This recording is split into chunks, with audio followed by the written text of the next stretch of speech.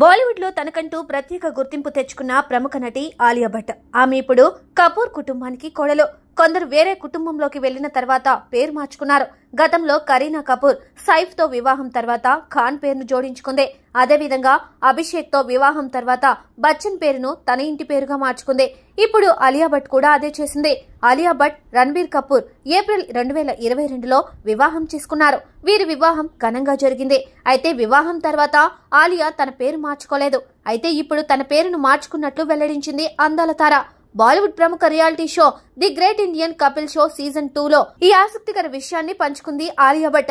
The great Indian Kapil show తొలిసారిగా Netflix లో ప్రసారమైంది. ఇప్పుడు 2వ సీజన్ రాబోతుంది. దీని ప్రోమో విడుదలైంది. ఆలియా భట్ నటించిన జిగ్రా చిత్రం విడుదలకు సిద్ధంగా ఉంది. దీని ప్రమోషన్ కోసం ఆలియా భట్ ఇక్కడికి వచ్చింది. షోలో భాగంగా సునీల్ గ్రోవర్ ని ఆలియా భట్ అని పిలుస్తారు. దీనిపై స్పందించిన ఆలియా, నేనిప్పుడు ఆలియా భట్ కపూర్ ని అని చెప్పుకొచ్చింది. ఇక సినిమాల విషయానికి వస్తే ప్రస్తుతం జిగ్రా సినిమాలో ఆలియా భట్ కీలక పాత్ర పోషిస్తుంది. అంతేకాదు ఈ సినిమాకు ఆలియా సహ నిర్మాతగా కూడా వ్యవహరిస్తోంది. 1993లో వచ్చిన గుమ్రా చిత్రానికి ఇది రీమేక్ అంటున్నారు. గుమ్రాలో సంజయ్ దత్, శ్రీదేవి, రాహుల్ రై నటించారు.